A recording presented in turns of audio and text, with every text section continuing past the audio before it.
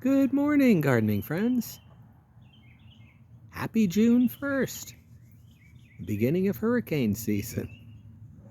It's a beautifully cool day so far. The humidity is low these last couple of days. But here I am out in the camellia garden out front. Street noise is pretty loud today, but it is what it is. I did work some in this front yard. I started trimming up some of my camellias. These two I got. And I also trimmed up all of my encore azaleas. These. And I thinned out my loropetalum.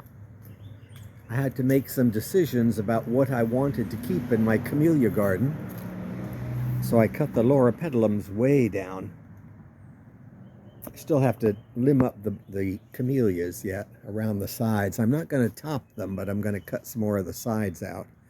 The one thing you have to keep in mind with camellias is if you shape them or trim them at all, the best time to cut them is right after they've bloomed, and that way you don't sacrifice any blooms for next year.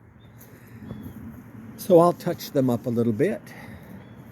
I do want to finish this garden before the caladiums I planted come up. That's an old set of caladiums, but I have another circle of caladiums I put around the monkey grass. So before that comes up, I want to work this garden over. Oh, there's one of the kittens in the front here, going in and out of the back garage. The back yard. I don't know if you can see it or not. It's one of the ginger kittens. But in any event, let's keep moving. It's very green today. I smell a little bit of ozone in the air. Means it's probably going to be a warm day today. I had to tie up my fig because the branch got so long, and when it rained, we got a lot of rain this last week. I haven't emptied my rain gauge. We'll see how much we got later, but it rained just about every day.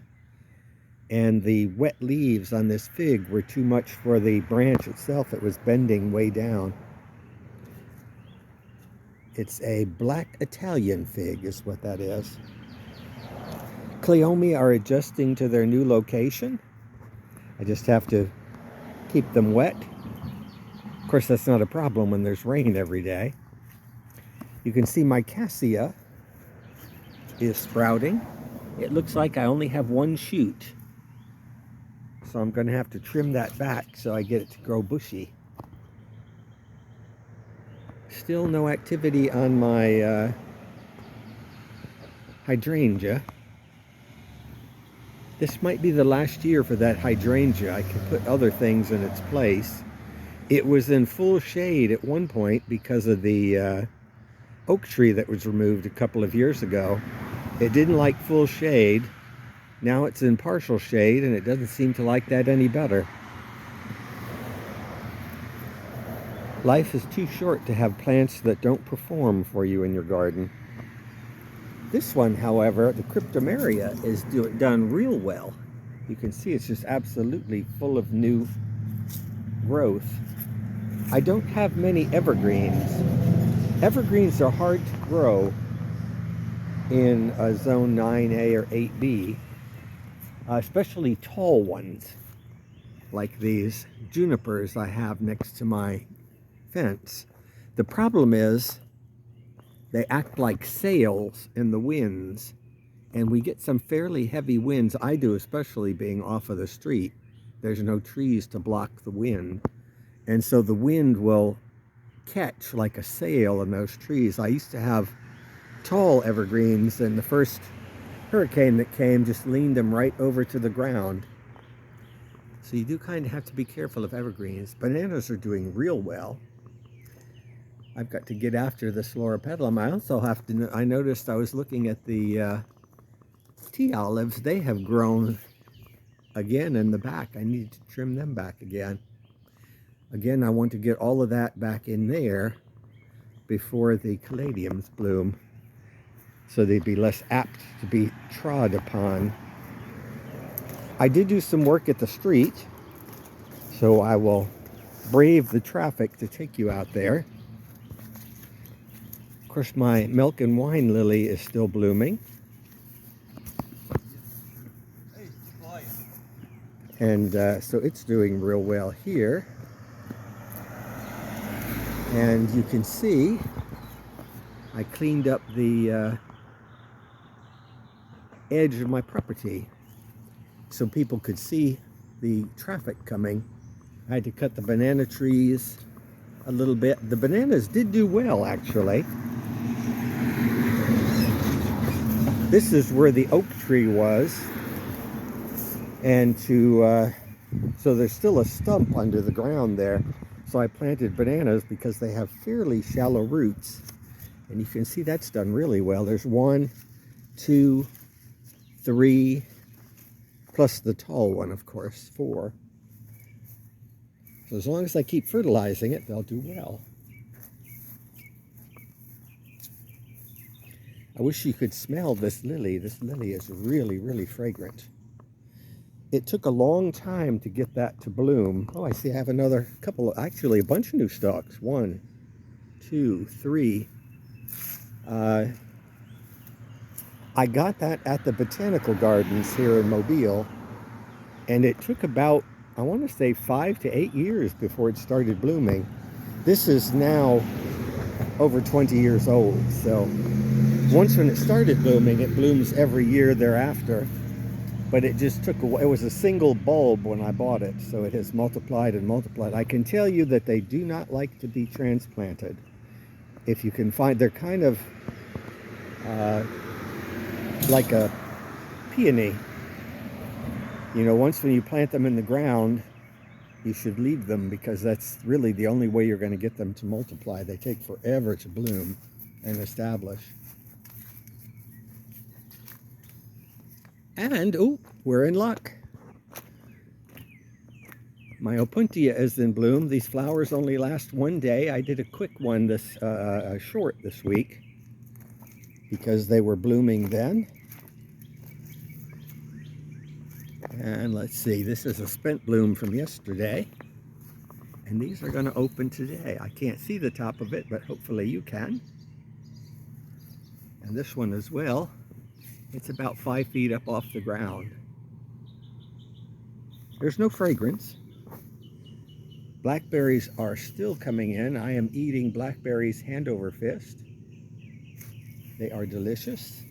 A little on the seedy side, but these are thornless Apache blackberries. Here you see the ropes. Eventually you can take those off. They'll straighten themselves up and they'll gradually strengthen. But of course, come the next storm, they'll probably do the same thing. You do have to be careful because these are thin and they're going to stay thin. I would untie them if there was a hurricane or a bad windstorm coming, because it is entirely possible that they could snap. So, like I say, evergreens are tough to grow in a windy climate. Here you can see the blackberries are all over this side as well. My deal is just about done.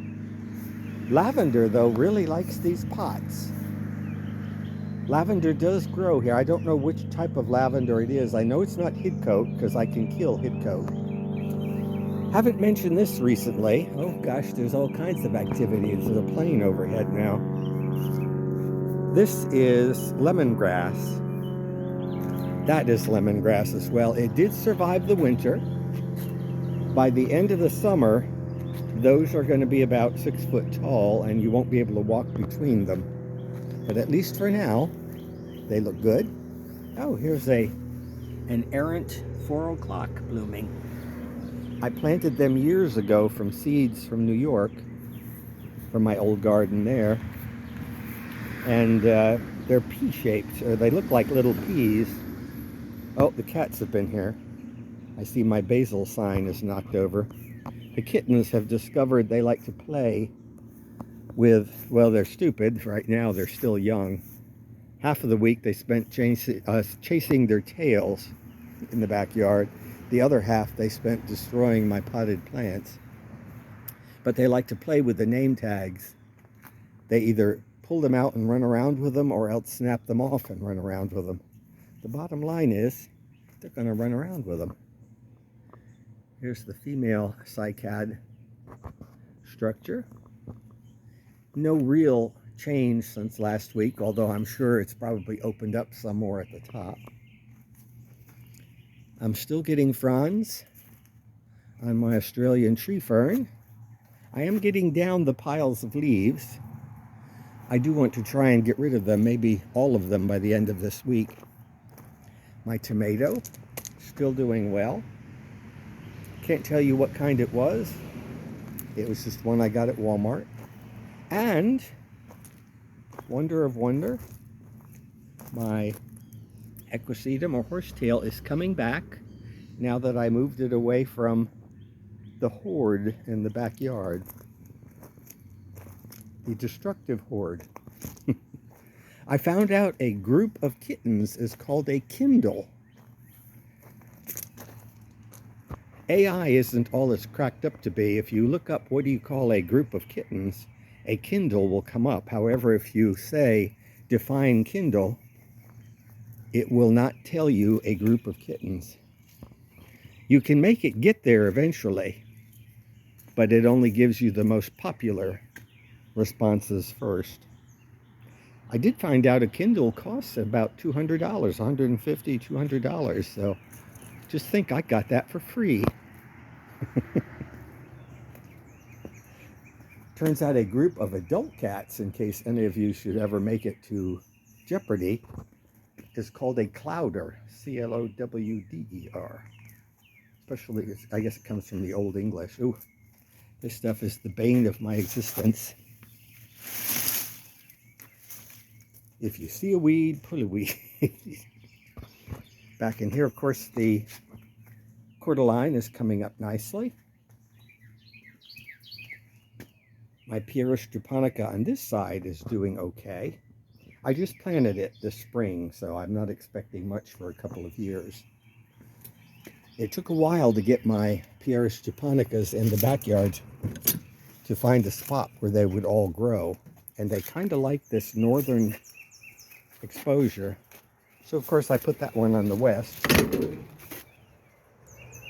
So you can see the peach-colored angel's trumpet is doing fine. Bottom leaves are getting broken off by the little monsters over there. You could see one of them. I haven't named them yet. Yellow jasmine is growing up these posts nicely. Hopefully at some point it'll get to the little trellis up there. These do very well here, coleus, except for the fact that every day they wilt back. They need to be watered every day. Oh, my African iris is in bloom. Not a huge flower, but it is in bloom. It's also called the fortnight lily. Oh, a lot of weeds there. This is the time of the year, I think I've said it before. Oh, there's an escaped, what's an alocasia, I think it's called. What was I saying before? Oh, weeds. This is the time of the year that you kind of have to keep the jungle at bay. My iochroma I straightened up, and it's doing fine over there. I cut down the daylilies in my herb garden. All of the herbs are doing well. The only one that got a little crowded out was the sage that's back. The front sage did well in the front, but the back one got stunted because it got covered over. I don't know if you can see that with my shadow in the way. I have decided to let this bay tree become a bay bush. because it wants to grow naturally into the form of a bush, and as I have that in a pot and have to protect it, so therefore it goes in and out of the garage or the home.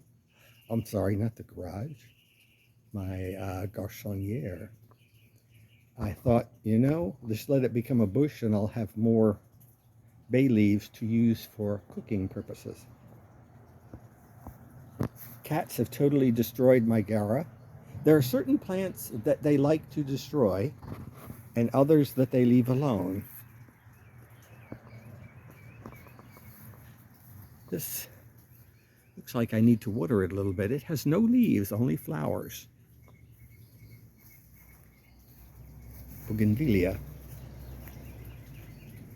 Back in here, I don't think I showed you this in recent times, at least. My free Kimberly fern is doing well. That's from rooting from the plants that came up in the front yard. I put them in a pot. I keep the water going in the fountain because it tends to keep the cats away from the flowers.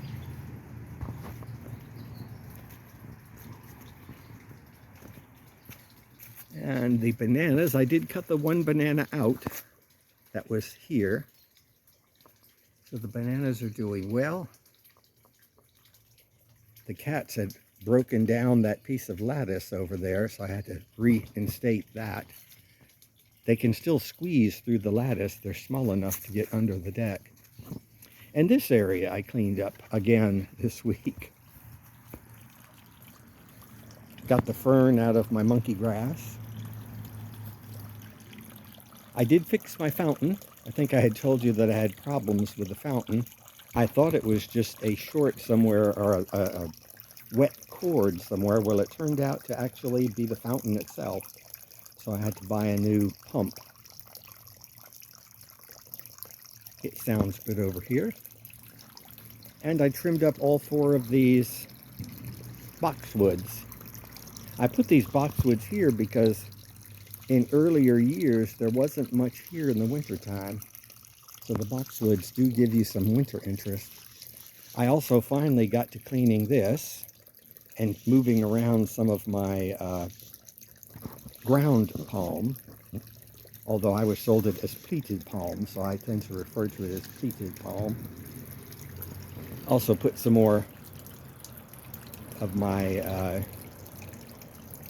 the shavings there. Kittens like to jump all around the hose over there. They've now started teething, so they're biting and chewing on anything they can get their teeth into. My lady palm is doing well. I freed it up, some of the little shoots all around the side of it.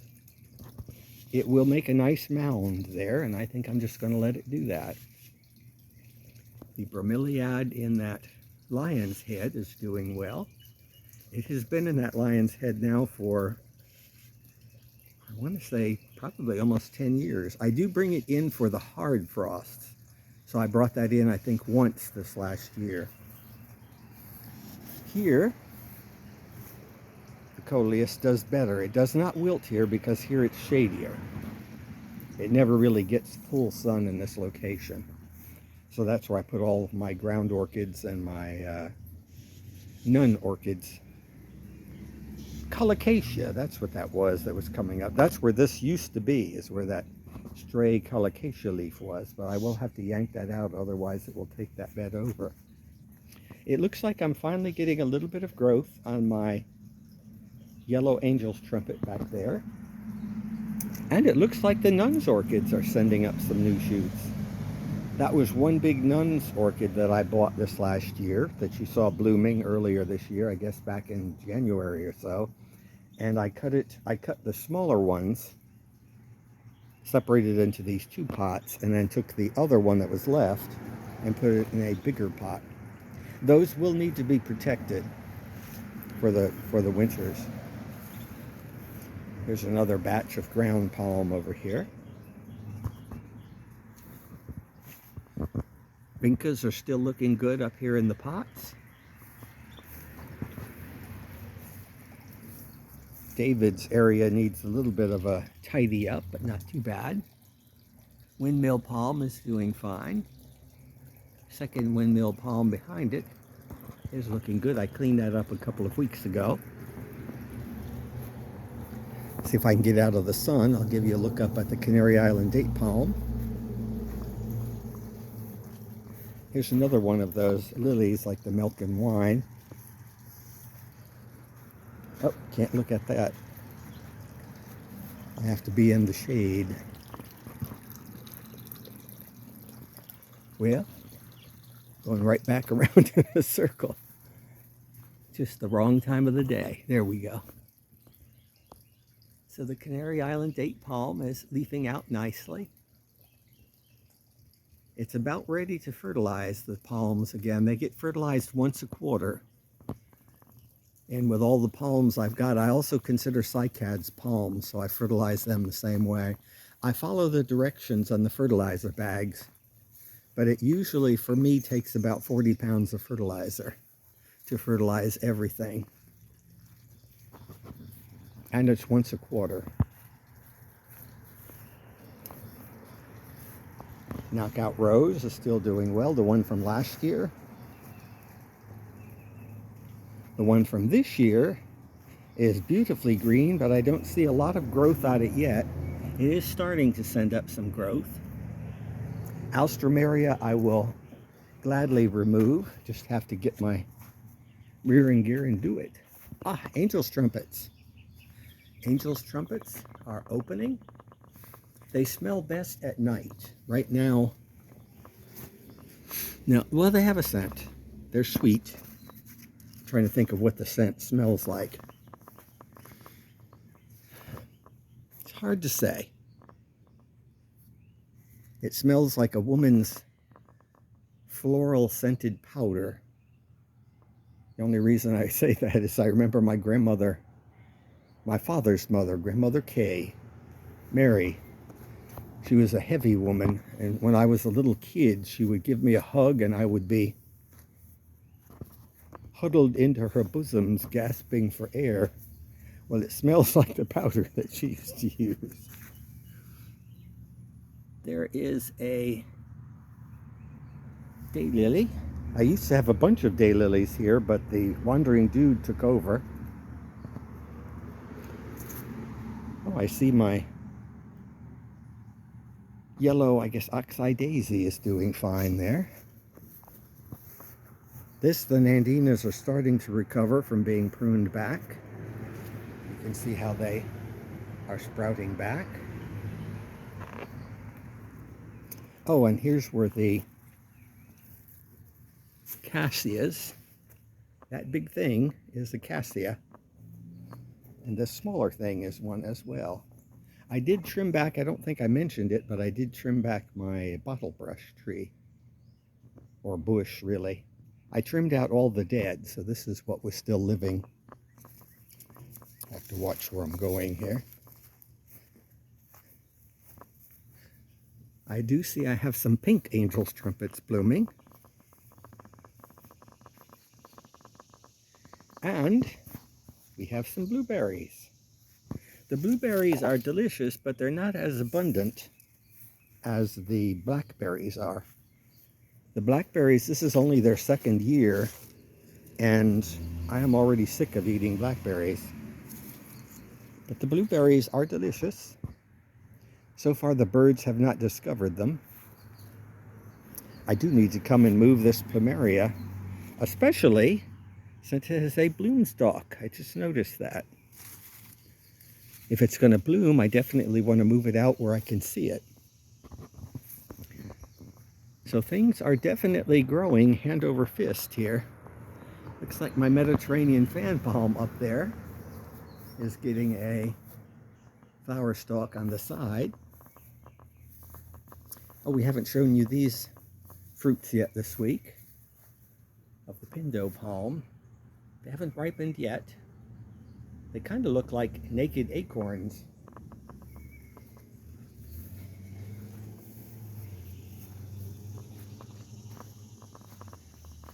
But everything is very lush and very green.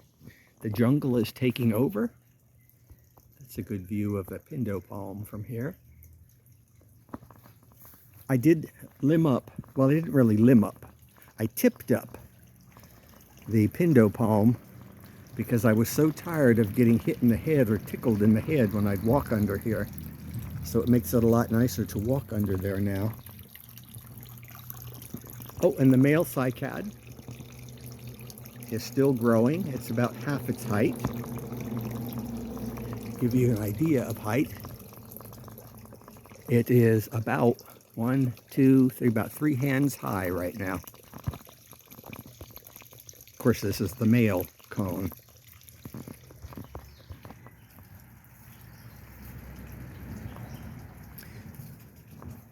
No progress on the garage because of all the rains, but it will happen.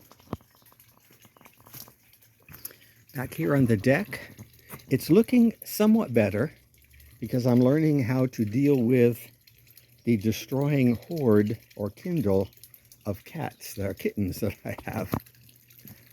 They keep knocking the plastic containers of my coxcombs around, but so far they haven't damaged that. They seem to love papyrus. They like to get inside of the cylinders and jump up and down on the plants and break the papyrus down and chew on the stalks. This I repotted yesterday. I'm trying chives again. I cannot grow chives here, but it's not for lack of trying. So I've got them in a pot now. I used to grow them up north and they grew hand over fist. I have monkey grass here. I had borders of chives up north, but for some reason here they're not growing. My chocolate mint has really taken over nicely. My Sophie's mint is over there. That's my grandmother's on my mother's side. Let's see how much rain we got overall last week. Well, about, if you can see it, about 3¼ inches. Wasn't all in one day, so that was good. My mandevilla is still doing nicely. Those were the free mandevillas. This one and the one I have in the front, they came with the cordylines. I had a basket or a collection I bought from Lowe's last year, or was it the year before? In any event, I bought it from Lowe's and it was a collection in a pot.